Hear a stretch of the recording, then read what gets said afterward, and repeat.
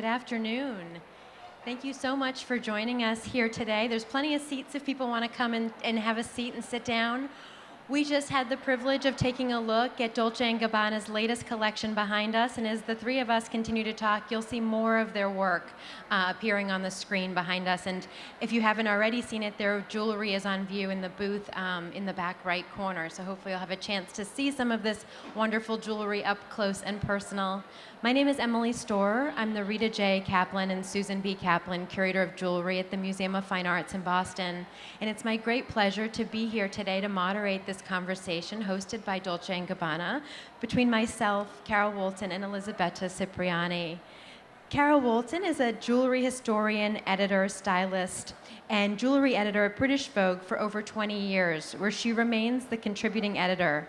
She's written about jewelry in magazines, newspapers, and online supplements around the world, and is the author of 5 books. Her forthcoming book, published by Rizzoli and coming out next year, is on Dolce & Gabbana's jewelry. So we have the special treat of getting this advanced preview of that research. Elisabetta Cipriani collaborates with renowned international sculptors and painters to create exclusive wearable sculptures with the use of precious materials. Since 2009, the London-based gallery has exclusively collaborated with 44 contemporary artists, including Ai Weiwei, Enrico Castellani, Carlos Cruz Diaz, Rebecca Horn, and others. A selection of the gallery's collaboration projects can be found in museums and private collections around the world, including the Musée Arts Décoratifs in Paris, the Museum of Art and Design in New York, and the World Jewelry Museum in Seoul. It's a pleasure to have both of these women with me today. Thank you for having us. So jewelry is really having its moment. I'm sure I don't need to tell you that. You know, and we're excited to see it have such a great presence here at the fair today and this wonderful programming opportunity. I thought we would start by talking a little bit about the projects that you're working on now and, harnessing all of this enthusiasm for jewelry. Carol, do you want to start? Yes. Well, I think at the moment there's a particular thirst for culture. I think this is evident in the amount of podcasts there are. There are just millions of podcasts. I think when I talk to young people, they seem to be a tiny bit bored of Instagram, and they say, we want some actual information, and we want to learn something, and we want a bit of education. Hence, they're really turning to podcasts, which is one of the reasons I started my own podcast, which is called If Jewels Could Talk. Because you have the time and the space to tell stories in depth, so you can give people the information of what's happening now, as well as delve back into sort of centuries of jewelry culture. So I think there's a moment about jewelry that I think has come through this thirst for culture. I think it's also increasingly, as people around the world dress the same and look for sneakers and different pairs of jeans endlessly, the way you set yourself apart, speak about your identity, speak about where you come from, what you love, who loves you, is with jewelry. And that has always been the case, and I think people are rediscovering that. And anything that speaks about you as a person and your individual identity, I think that gives jewelry a great sense of power in people's lives. So I think that's another reason. And I think also, as we live with the threat of climate change and the environment and impacts, and we're encouraged, and we all know we have to buy less, buy better, have less things. We want to buy something with that sense that you are always going to have it. And not only will you have it, but your families will have it, and you will inherit it and pass it on down through the generations. And so I think people are looking for something with meaning and emotional impact in their lives. And I think that's also true, especially after the COVID pandemic. I think people realized they wanted their relationships marked and have something of emotional value. So I think jewelry is joyful. Yes, jewelry is joyful, that's for sure, especially Dolce jewelry, which the designers make sure is full of color and joy and exuberance. Elisabetta, you have a booth here at the fair too. Everybody walked by it on their way down to our space here now. What are you working on now? What are you showing in the booth? Well, at the booth there are many there are circa 40 artists, or maybe less. But I've tried to bring as much as possible to Miami to show you what many visual artists, like sculptors and painters, have done from the beginning of the gallery from 2019 till today. Um, One of the new highlights of the gallery is this project that I launched in 2018 called EC Lab. So it's EC, Elisabetta Cipriani Laboratory, where I invite not sculptors and painters, but I invite jewelry designers who have a very strong sculptural approach while creating their jewelry. And what unites them all is this strength in imagination, design, and craftsmanship. But also, it's very interesting their use of materials. Some of them use anodized aluminium, silicone, magnets, fair trade gold, recycled silver, and it's very different from the jewelry made by sculptors and painters. There's a different they have a different vision, even though these artists, like in this case, John Moore, have stories to tell.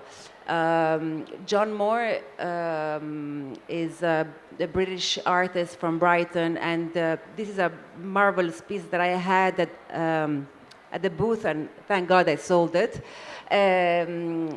Someone, I'm sure she will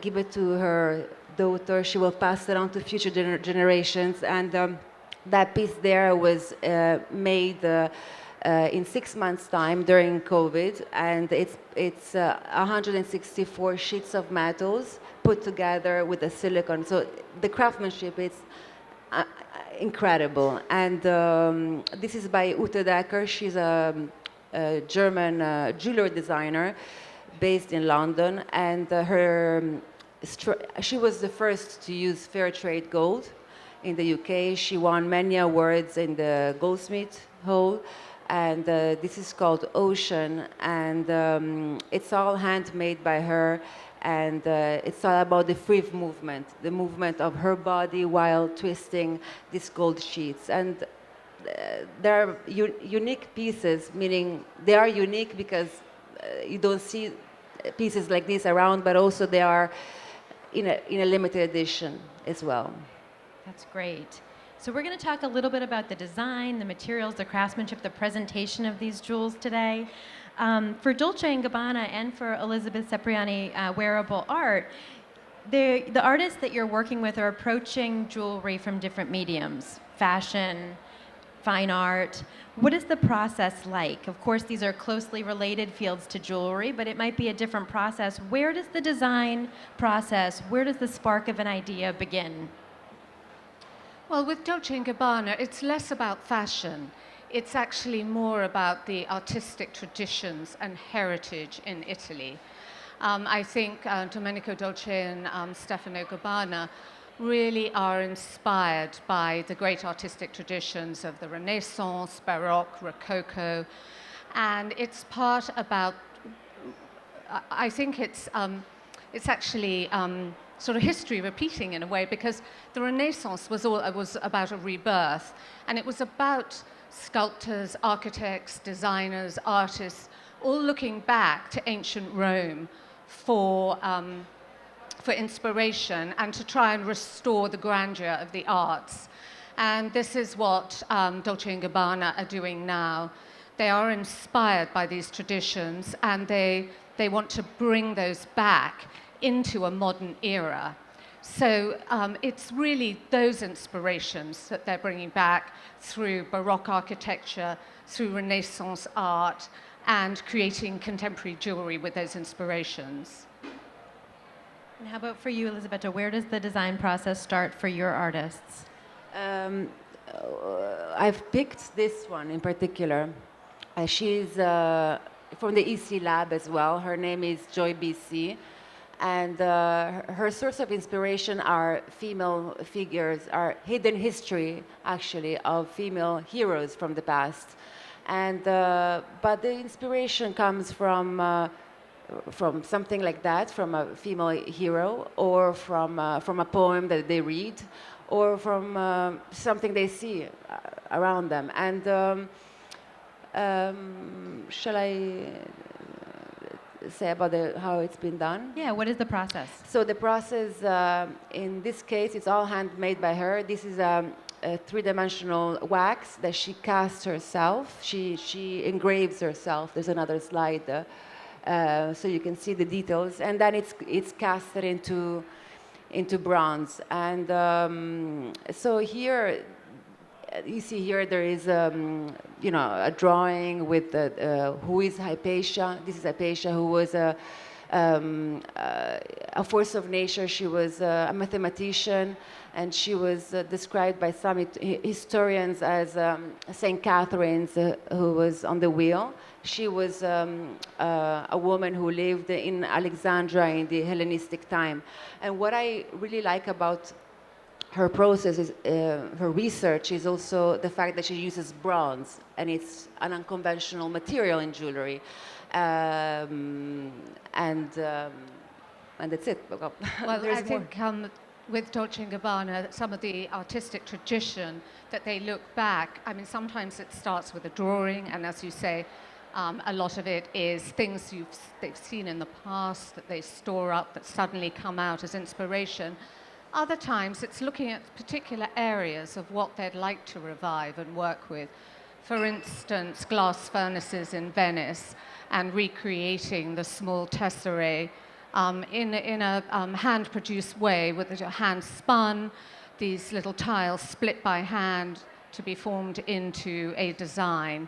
Other times, it might be working with cameo carvers in Torre del Greco in the south of Italy and reviving those arts. And indeed, there is actually now a school teaching cameo carving, which is enabled by the work that Dolce & Gabbana are giving to that area. So the inspiration that comes from the past creates jewelry and artisans for the future. You can tell the rich storytelling both in the slides and in the video of the inspirations that are influencing these artists, and it really is coming through. As we've been looking at the videos, you're seeing micro-mosaic jewelry, as Carol just said, coins, cameos, and many jewelry techniques. If you visited the Dolce booth, you've seen the craftsmen actually at work. And these jewelry techniques go back thousands of years. Jewelry history is tens of thousands of years old, and you've heard that there's such a deep connection between these contemporary artists working today and the past. Sometimes that's seen in the design influence, other times that's seen in the technique or the materials. Can each of you share an example of where you're most inspired in seeing the past coming to life in these modern contemporary pieces? There's so many, it's really hard to pick one. For instance, the designers work with miniature painters, and they are almost like tiny miniature Canalettos. And as Canaletto in the 19th century was trying to put into his art scenes of Venice, the waning traditions and customs that he felt he had to put into his artwork to preserve for the future. In the same way, there are small miniature Canalettos on a necklace surrounded, sort of bordered by diamonds, almost like tiny diamond frames. And it's like sort of stops along the Grand Canal, the Basilica, different, the Palazzo Ducale, the Bridge of Sighs, different elements of Venice that are seen. Other times it is artworks like Botticelli might have painted Renaissance beauties at the time who had sort of very elaborate jewelry. They wore lots of strings of pearls, ribbons, ruby bodkins in their hair, intaglio medallions, and the designers will create a sort of modern Renaissance beauty on the cover of a watch. And she's wearing, there's always a bit of sort of wit and style, obviously, and she'll be wearing Dolce & Gabbana jewelry. So she's sort of mimicking the stance of a Botticelli beauty, but in a modern way with Dolce & Gabbana jewelry and covering a timepiece on a beautiful linked golden necklace. Other times it's the architecture that's reflected. It might be large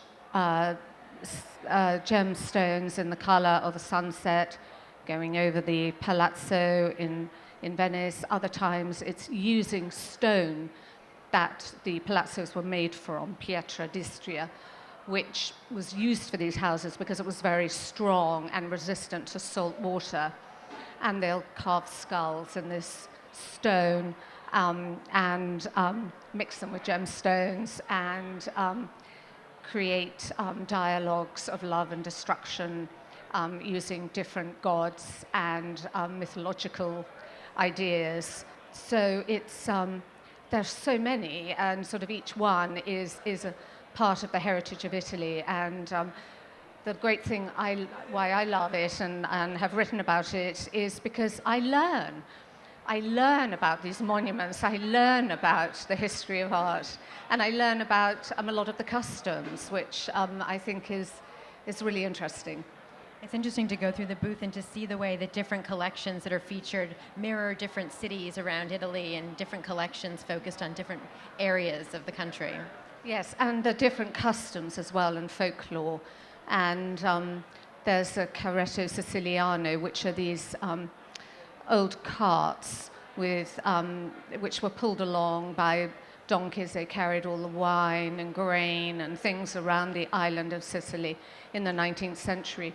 And on the side of them were very colorful iconography, which of stories, either religious stories, tales of folklore, and really it was a sort of culture of Sicily. And it was a way, when people maybe couldn't read or weren't going to school, this was the way they could learn about the culture. And I feel that now this is what Dolce jewelry is doing in a less obvious way and in a modern way, but you can tell these stories in this folklore, and the different saints and legends are told through the jewelry.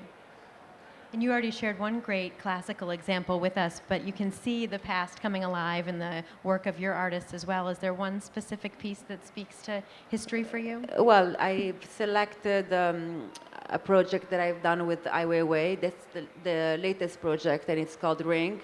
And it's inspired by a trip. Well, there are two things I hear that are quite evident. One is the inspiration of an Egyptian ring, and what you see inside is engraved symbols of immigration. This ring was made in 2018. He did a trip in, he did a movie called Human Flow, which was presented at the Venice Biennale, where Ai Weiwei went around 33 countries and sleeping in the tent with immigrants. And he recorded this heartbreaking movie, and it was presented at Venice. And when I proposed him to do the project, he just came back from a trip from Cairo. He went to see the museum, and he loved Egyptian art and Egyptian jewelry. So this is a typical how do you call it? Signet. Signet ring. Yeah. Signet ring. Signet ring, exactly. And instead of putting the hieroglyphs, he put the symbolism of immigration. So here you see the women, the people on the boat, the man holding the child, the weapons. I found the fuck you sign of Ai Weiwei, the Twitter sign. They're all, it's very. I love the amalgamation of old and past. Of every artist, art, contemporary art. They talk about what's happening today, and so it's not something that we don't understand, but the use of inspiration, in this case of Ai Weiwei, to go back to the Egyptian art, and the fact that he uses pure solid gold, it gives also, you can see that they look back, of course, at what artists in the past have done. Every artist is looking at the back. They have to look at the back, but they need to talk about today in a different language, in the language that we know. Because in the Renaissance time, imagine if we put this in the Renaissance time, they they don't even know what that was, you know. And yeah, so that's it. So Ai Weiwei doesn't usually make jewelry, right? So what is that process like? You said you approached him about doing something. How Yeah. does that come to be that, you know, your artists come to make a piece of jewelry, and who actually makes it? What's that fabrication process look like? Yeah, none of the artists that I approach have done jewelry. I'm not talking about the EC lab. It's the other part where I'm specialized. And so I write to an artist if I manage to have an email or an address, and I select the artist that I really love as an artist, as a painter, as a sculptor, and I invite them to do something different. It could be a challenge. It is a challenge. It's a bit of a provocation because they have never done that. And most of them have agreed in working with me. And the process is quite straightforward. They make a drawing, they make a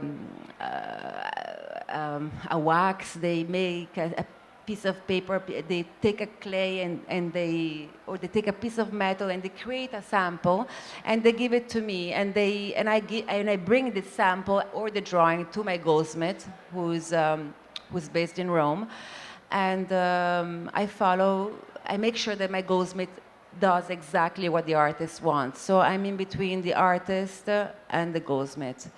And once the prototype is done, well, that to me is perfect, I show it to the artist, and there are changes sometimes to be made, but once the prototype is approved, then the editions start, and it's normally a very limited edition of maximum of 12 pieces, or they are unique. And once the artists start doing this, are they interested in continuing to make more jewelry? No. Not always? No. It's one-off. And that's the beauty of it. It's to be exclusive. What Carol was saying before, we need to be different. And even the fact that only you and few other people in the world own a specific piece, that is what makes you special. And Dolce&Gabbana as well. I mean, they've done this amazing jewelry. And they're unique also because it's one-off. And who is able to own this piece? They have to feel special and proud. And I think the similarity in what you're talking about with contemporary artists and ancient artists is that they all have this thing in common, that they want to evoke an emotional response. Whenever it's made, it is about that, and whether it's in years to come, when somebody looks at the jewelry, they're going to have an emotional response in the same way that the first person who looked at it. And I think that is a similarity with the artists of the past, whether it's a huge fresco over the Palazzo Clacerici ceiling in Milan, which Tiepolo painted, or a Rococo fantasy, that somebody's going to look at it with that same sort of awe-inspiring wonder. And I think that is the goal in modern jewelry as well. It's to have that emotional response. And the craftsmanship's obviously key to what Dolce & Gabbana is doing as well. They've brought some craftsmen here with them today. I think that's What does that incredible. tradition look like, that collaboration, that fabrication process? Well, they started 10 years ago, but it started many years earlier to build a workshop and to build a gem lab and to do it with this precision and with the best techniques possible and the great gemstones. But as Domenico Dolce says, you take that for granted. Of course, it's made by hand, it's the best gemstones, it's great design, but what sets it apart is it's made with love. And it's this sort of creativity and the desire to create something that is truly unique and special that he feels sets the jewelry apart. And so, as I say, it starts with an idea. It starts with an idea of a particular city that they want to uncover some ancient tradition from. There'll be a drawing, and then it is the head of the workshop, Walter Venerus, who we're very lucky to have here today, and has been bringing the artisans over. He will be And translating. they have their own workshop, right? Dolce&Gabbana has their own workshop. Yes, and their own gem lab. So anything bought will have a certificate from the GIA, which is the Gemological Institute of America, as well as one from Dolce&Gabbana. And so Walter will translate this into a technical drawing, and then the workshop will work on it. It might go through 7 different hands, depending on the complexity of the piece, whether there's gold filigree, there's engraving, there's gem setting, there's embossing, so many different skills, enameling. So it might go across 7 different artisans' work tables. But what I love about the artisans here, if you haven't gone to see them, do go and have a look, is that it is bringing this out into the open for people to see. And, you know, I live and work in London, and I've written about jewelry for many, many years. And at one point, you know, in the last century, Bond Street was a great center for jewelry making. And then suddenly it wasn't, and there was no workshop left. And there was nothing being created there.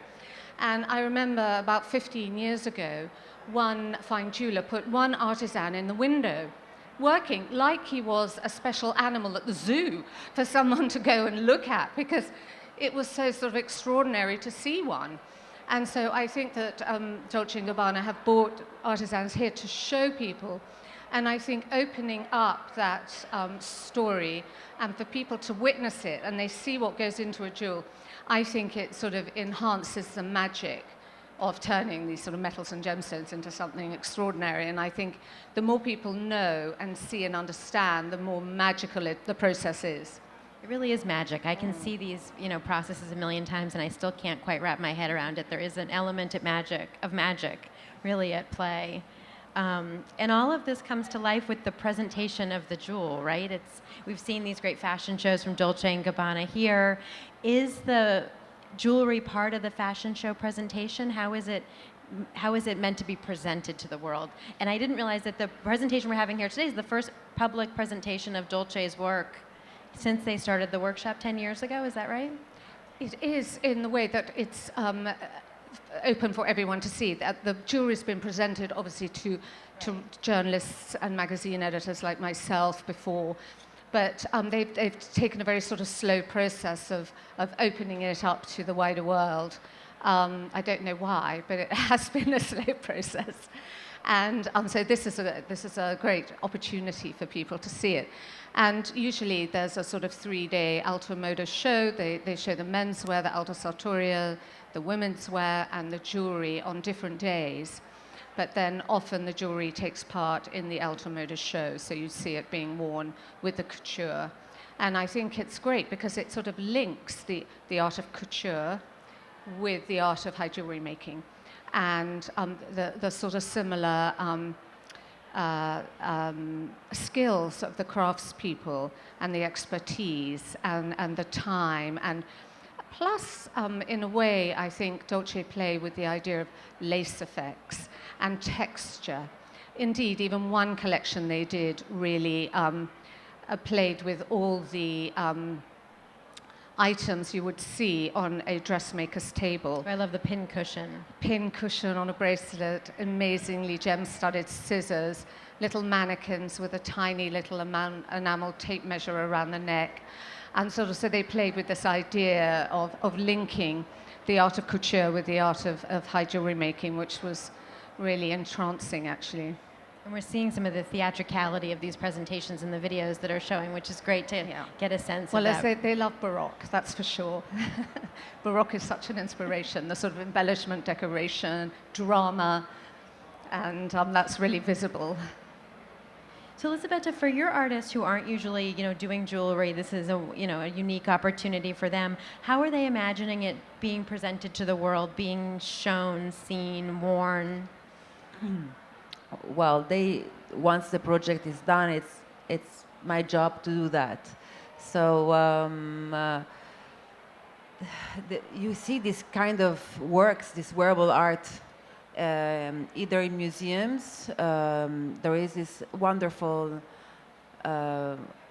actually, she is the most important artist jewelry collector in the world. Her name is Diane Benet, and she shows her collection of artists from Calder to Man Ray, Picasso to Ai Weiwei to Yanis Kounalis around the world, and she's very generous about that, but of allowing people to discover this field of artist jewelry, because not everyone knows about this world, and it's not a new theme. Artists like Picasso, he was making jewelry for his friends, for his lovers.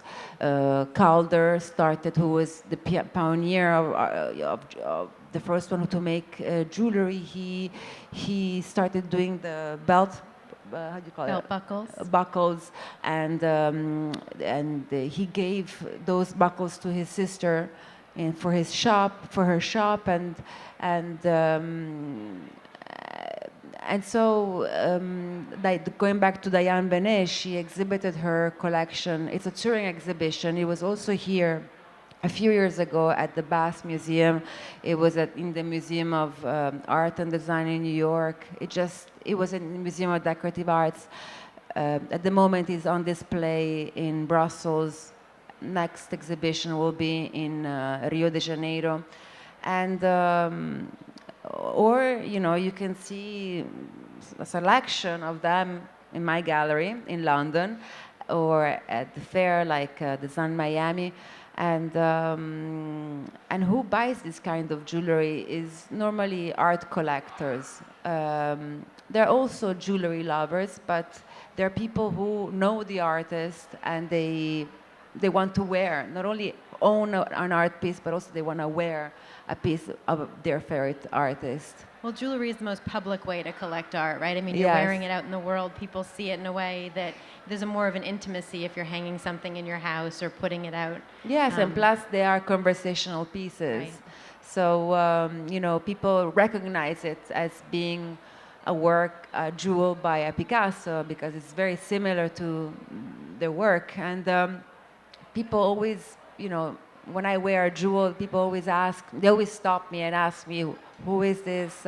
And I start to tell the story about the artist, about the story about the jewel, and people are really fascinated. And I love that through an object, you start a relationship, and yeah, and that's really nice. Yeah.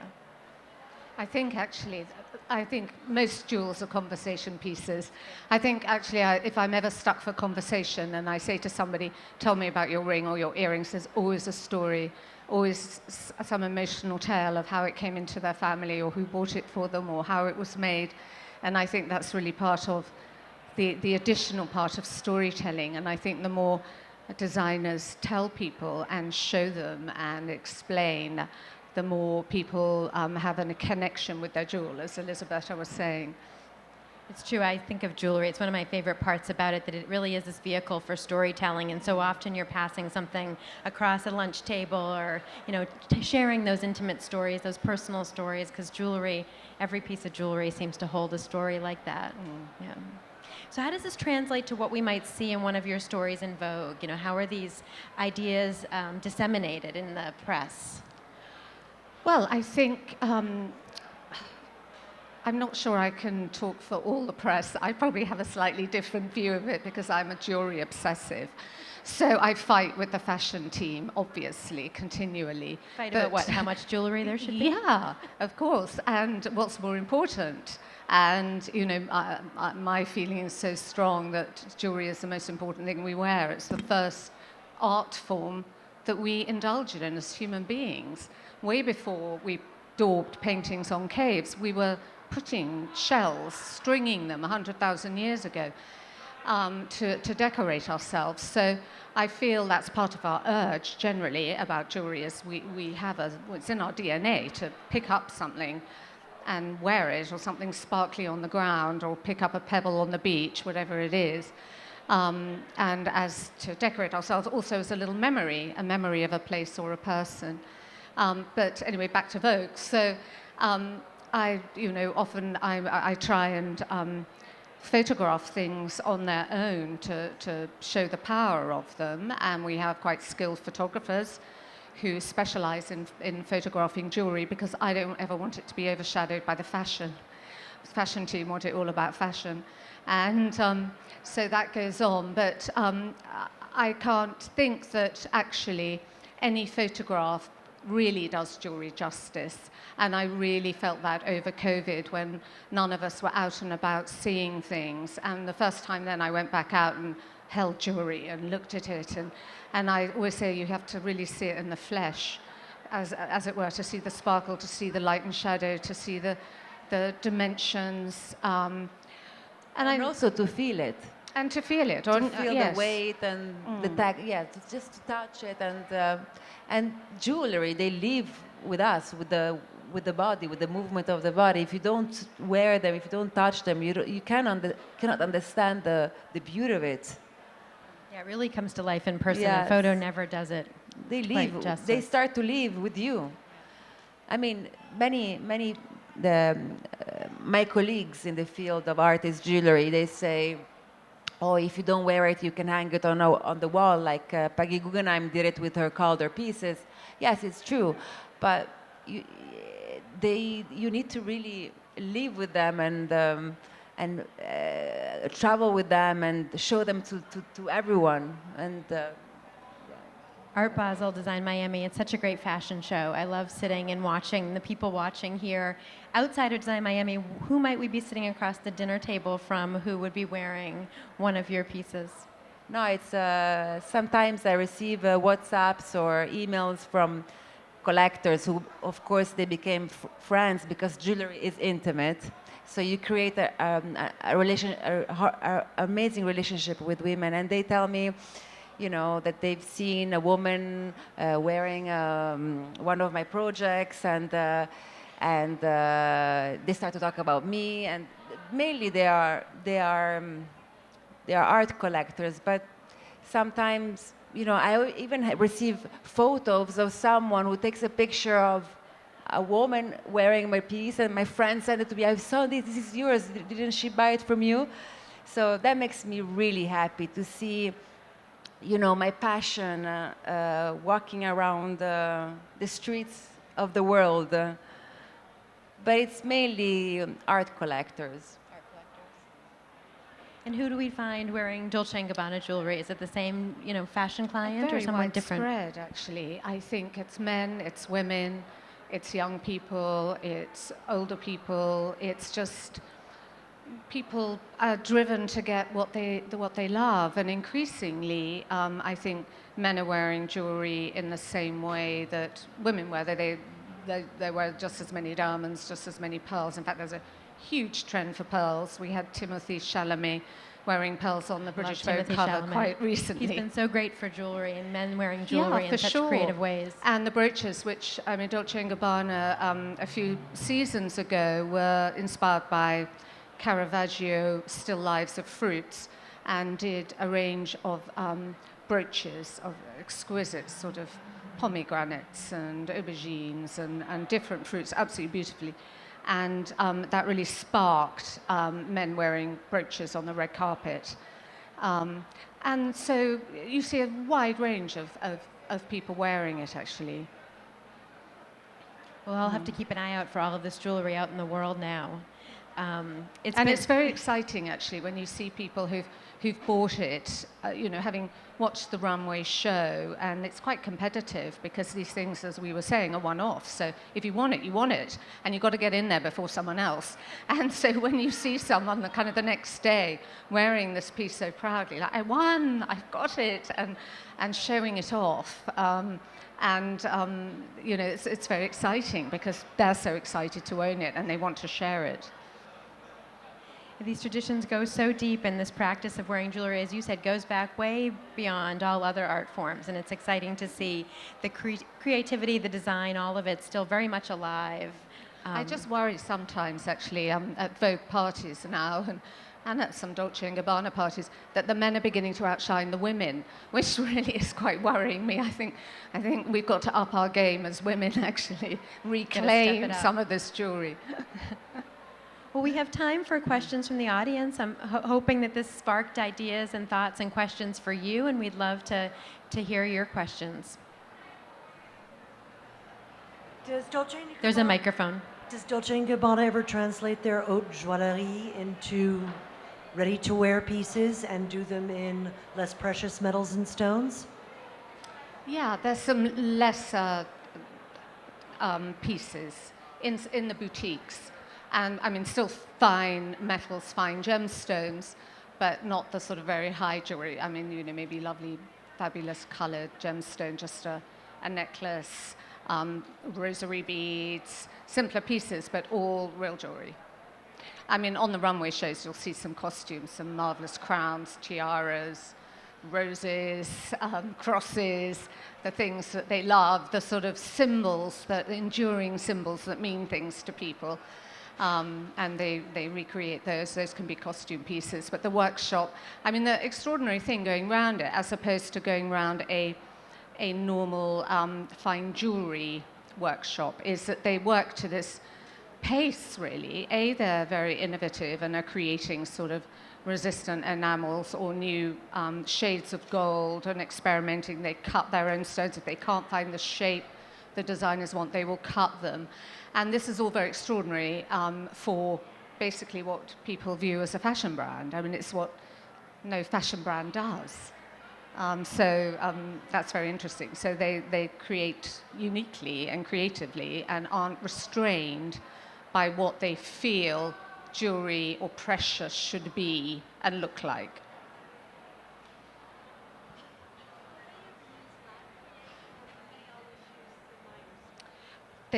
This lady just asked if they ever use lab-created stones.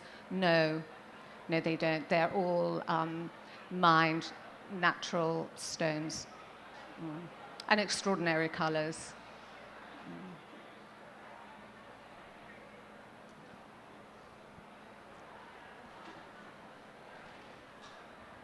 Do they get involved with recycling or upcycling or using old gold or old gems and repurposing them?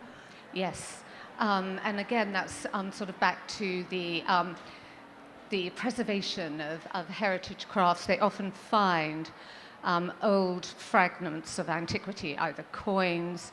I mean, last year the show was in Syracuse, and so with the sort of ancient Greek tradition there, they were finding particular Greek coins, which had to be, they were sourcing from antique dealers, but they had to be sort of very perfect. They had to have the right particular Greek person or the designers wanted, or the Shaka coral vintage. They used Shaka coral vintage pieces, and if they found a lovely winged lion, like on the monument column in St. Mark's Square, so they will set that into a beautiful necklace. So they are repurposing, finding old things, preserving them, and setting them into a modern jewel. You mentioned that one of your artists was also using ethically sourced gold, right? Can you talk a little bit about what that means? It's Ute Decker. She's the artist that I showed before, the ocean necklace. And yeah, she basically gets the gold from a specific mine. And so when she receives the gold, it's all certified. They tell you who, actually even the names of the people who mine the gold. And I think it's something really special, and that we look after, our earth, but also the people who are paying. It's actually a bit more expensive, fair trade gold, because we're paying more, but at least we know that this money goes in the pockets of the people who are in the mine. And the same person also, Ute Decker, used recycled silver. And at the beginning, when I started, people were thinking, oh, recycled, what is this? But now actually people want that, The question that the lady did before, 15 years ago, we would have not have such a question, because People are much more aware now of are where more things aware, come from. and they have to be aware. And I should have added about the natural stones, that they go and visit the mines. And so it's sort of ensuring a traceable pipeline from the mine, to see how the workers, to see that they're being paid a fair wage and that people are looked after. And so it really requires going to the mine, individual ones to source them directly.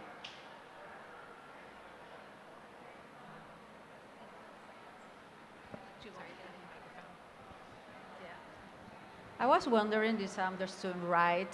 You collaborate with the artist that you ask for a jewelry and they make the design and you have your own atelier that produce the jewelry. Is that correct? It's not my atelier. I wish that I have an But atelier. you happen- I have an amazing goldsmith who is the biggest jewel of the gallery, and who follows my instructions. That once of course the artist. Anything that you see in my booth. It's nothing made by me. I don't design jewelry. It's their creation. It's their design, and I bring the design to a specialist who is a goldsmith, and he follows what the artist wants. And it takes time. When you see this jewelry, this wearable art, it's not something immediate. There are many passages. From the wax, from the cast, from the details, the engravings, and it's always a back and forth with the artist and the goldsmith. Is that You have an important role in that, going back and forth and being the intermediary to see that the design is realized on the other end. Yeah, it's very important. Thank God I never did wrong, but otherwise it's a difficult part. Does it happen any time that the artist feels so in love with the idea to do jewelry that they decide to make the jewelry himself or herself? That they try Well, no. something new? When I propose the collaboration, the project is open. The only thing that I tell them, it needs to be wearable. So some of the artists have done it themselves. It's a project in 4 hands, it's called. So it's the artist together with the goldsmith. Or the artist does one part, and then the more difficult part, where you have to weld and you have to melt, then it's by the goldsmith. Yes, but I have a few pieces in the booth which were made mainly by the artist. It is a challenge, because they've never, they never worked in small, and they don't use silver or gold. Thank you. Is it hard to convince them? Sorry? Is it hard to convince the artist to try it? To try what? Working with the Try metal? working and making a piece of jewelry? If they tell me they're curious, and I'll send them a plane and take them to Rome. But if they're not, it's already a big challenge for them to enter in the world of wearing a sculpture. This question is for Carol.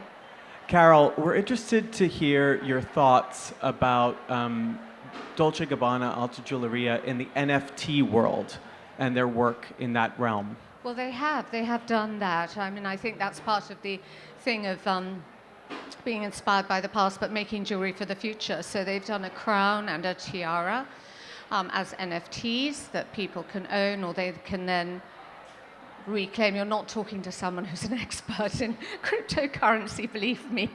Then I think you can claim the item if you want to trade it in for that. So they're sort of experimenting in that world with the jewelry, which is very exciting.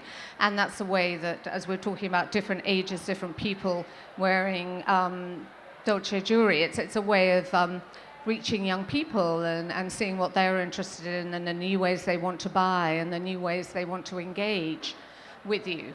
And I think that's what's sort of interesting now, that there's so many ways people can, I know of incredibly valuable rare pieces that are sold on Instagram. As we go back to the unique aspect, people will see it and think, I've got to get that. There's so many ways now that people can see jewelry and get hold of it, and this is one way for younger people to get involved, or a different community to get involved. I think that was very successful, that initiative, actually. It's something I've got to learn a bit more about. No, I don't understand it very well myself either. Well, thank you very much for being with us today. If anyone has questions, we'll be here for a little bit longer, but we really appreciate you, and hopefully you enjoyed our presentation and you'll enjoy going to see the jewelry in person.